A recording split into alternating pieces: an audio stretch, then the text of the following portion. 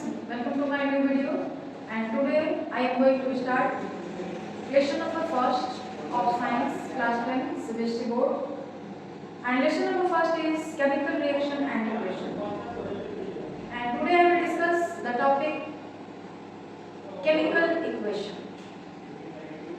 What is chemical equation? Chemical equation क्या है? कल के वीडियो में हमने डिस्कस किया था केमिकल रिएक्शन क्या है, टाइप्स ऑफ केमिकल रिएक्शंस क्या होते हैं, इन सारे मतलब जितने भी केमिकल रिएक्शंस होते हैं उनके टाइप्स होते हैं, केमिकल चेंज होते हैं, ये सारी बातों के बारे में हमने डिस्कस किया था। और आज हम लोग स्टार्ट करेंगे केमिकल इक्वेशन। तो सबसे पहले हम लोग ये जान लें what is chemical equation. Chemical equation क्या है? देखिए, the short hand method of representing a chemical reaction in terms of symbol and formula। यहाँ पे देखिए फॉर्मूलाएं ई लिखा हुआ है, इसका मतलब ये है कि ये जो फॉर्मूला है ना उसका प्लूरल देखिए, formula of the different reaction and product is called chemical equation. जो केमिकल रिएक्शन होता है, ठीक है, उसी को शॉर्ट हैंड या शॉर्टकट मेथड में रिप्रेजेंट जो हम लोग करते हैं in the form of symbol and formula, उसी को हम लोग केमिकल इक्वेशन कहते हैं। जैसे देखिए, केमिकल चेंज को दिखाने के लिए केमिकल रिएक्शन बनाया गया और केमिकल रिएक्शन को दिखाने के लिए केमिकल इक्वेशन बनाया गया, ठीक है। तो केमिकल चेंज से केमिकल रिएक्शन बना और केमिकल रिएक्शन से केमिकल इक्वेशन बना। क्लियर है? तो केमिकल इक्वेशन क्या है? It is a short hand method, यह जो है एक शॉर्टकट मेथड है to representing a chemical reaction in forms of symbols and formula, ठीक है। different reaction and product reactant and product is called chemical equation। मतलब कोई भी chemical reaction होता है उसके जो प्रोडक्ट होते हैं, जो रिएक्टेंट होते हैं, उसे ही हम लोग सिंबल्स के फॉर्म में, फार्मूला के फॉर्म में रिप्रेजेंट करते हैं, तो इसी को केमिकल इक्वेशन कहा जाता है। जैसे देख लीजिए, zinc plus sulphuric acid is gives out zinc sulfate plus hydrogen।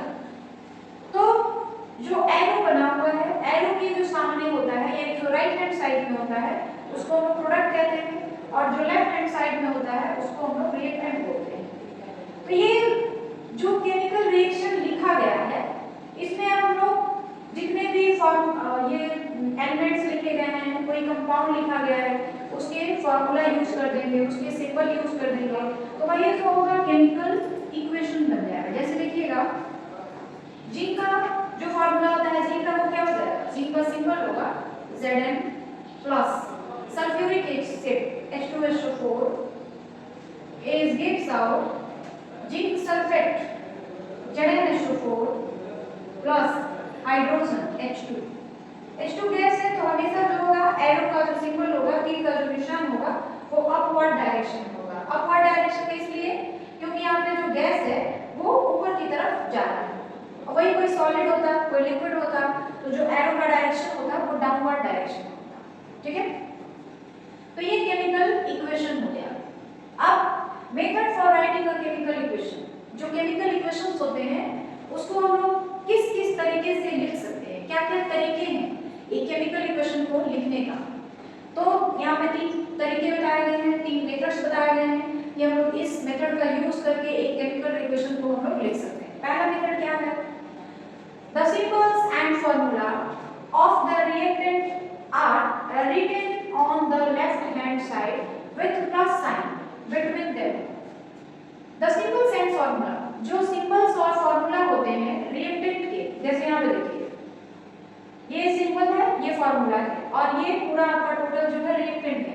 तो जो symbols and formula of reactant होते हैं वो लेफ्ट हैंड साइड में लिखे जाते हैं। देखिए यहाँ पे लिखा गया left hand side with plus sign between them.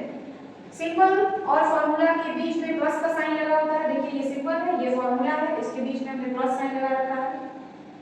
तो पहला मेथड यही है कि जितने भी रिएक्टेंट होते हैं और प्रोडक्ट होते हैं, रिएक्टेंट को हम लोग एरो के लेफ्ट हैंड साइड में लिखते हैं और प्रोडक्ट को हम लोग राइट हैंड साइड में लिखते हैं। क्लियर है? और सिंबल और फार्मूला के बीच में प्लस का साइन दिया जाता है। जो सिंबल्स होते हैं, जो फार्मूले होते हैं, उनके बीच में प्लस का साइन दिया जाता है। क्लियर? दूसरा मेथड क्या है?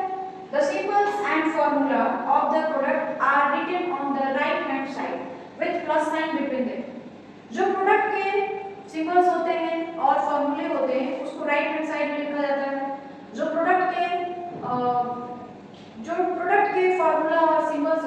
राइट हैंड साइड में लिखा जाता है, और जो रिएक्टेंट और रिएक्टेंट के फॉर्मूला और सिंबल्स होते हैं उनको लेफ्ट हैंड साइड में लिखा जाता है। देखिए ये लेफ्ट हैंड साइड है, पूरा रिएक्टेंट है, और यह जो है राइट हैंड साइड है, पूरा जो है प्रोडक्ट है।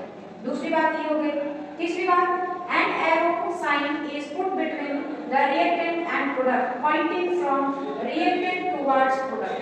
मतलब reactant and product के बीच में एक एरो का साइन बना दिया जाता है, और एरो के राइट साइड में जो होता है प्रोडक्ट को लिखा जाता है, और एरो के लेफ्ट हैंड साइड में जो है रिएक्टेंट को लिखा जाता है। ठीक है, तो ये बात क्लियर हो गई कि केमिकल इक्वेशन क्या है और केमिकल इक्वेशन को लिखने के तरीके क्या हैं, केमिकल इक्वेशन को लिखने के मेथड क्या है। ये क्लियर हो गया? Any confusion? आगे बढ़ा जाए। Now the topic is types of chemical equation. अभी हम लोगों ने डिस्कस किया कि केमिकल इक्वेशन क्या है और केमिकल इक्वेशन लिखने के मेथड क्या-क्या होते हैं।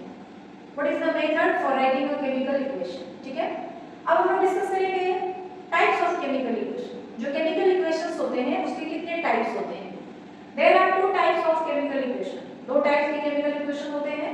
First is balance chemical equation and second one is unbalance chemical equation. Balance chemical equation क्या है?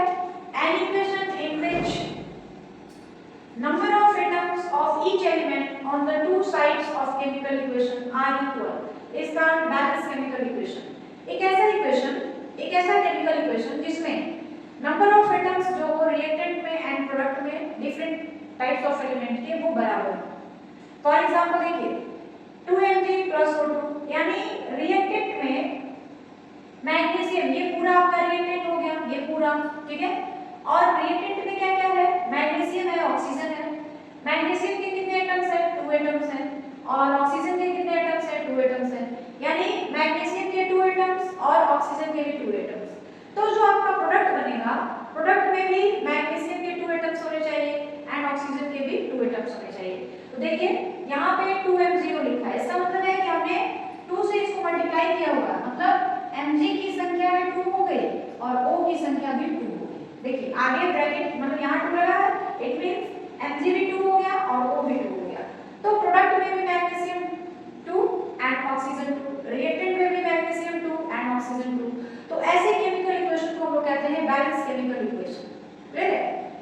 And next topic unbalance chemical equation. Unbalance chemical equation क्या होते हैं? N equation in which number of atoms of each element on the two sides of chemical equation are not equal.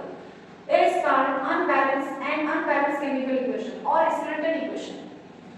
एक ऐसा भी chemical equation होता है जिसमें number of atoms जो होते हैं both side are not equal. उसमें जो number of atoms दोनों साइड होते हैं वो बराबर नहीं होते हैं। तो ऐसे chemical equation को हम लोग unbalanced chemical equation या skeletal equation कहते हैं। ठीक है? For example देखिए यहाँ पे वही चीज है लेकिन यहाँ पे अनबैलेंस है। यहाँ पे केमिकल इक्वेशन अगर बैलेंस नहीं होता है तो उसको हमको बैलेंस बनाना पड़ता है। ठीक है, ये जो है अनबैलेंस है। क्यों अनबैलेंस है? Mg + O2 = 2M0। Mg की संख्या इधर 1 है, O की संख्या इधर 2 है, बट यहाँ पे क्या है? Mg की संख्या भी 2 हो गई एंड ऑक्सीजन के जो नंबर्स ऑफ एटम्स है वो भी 2 हो गए। तो इस साइड रिएक्टेंट में क्या है? रिएक्टेंट में ले लीजिए Mg, number of Mg 1, number of O 2, but product में क्या हो गया? number of Mg भी 2 और O ये भी 2।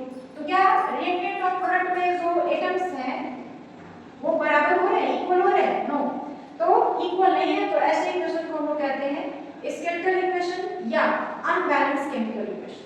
क्लियर है? तो ये था टाइप्स ऑफ केमिकल इक्वेशन। सब कुछ क्लियर हो गया आपको कि अनबैलेंस केमिकल इक्वेशन क्या है, बैलेंस केमिकल इक्वेशन क्या है। तो आज के वीडियो में बस इतना ही, बाकी हम लोग कल के वीडियो में जानेंगे। और वीडियो के लास्ट में ये कहना चाहती हूँ कि अगर आपको हमारे वीडियो अच्छे लगते हैं तो प्लीज हमारे चैनल को सब्सक्राइब कर लीजिए। वीडियो को जितना हो सके लाइक करें, शेयर करें, कमेंट जरूर करें ताकि मुझे अपनी कमियों का एहसास हो सके और मैं उस कमी को दूर कर सकूँ।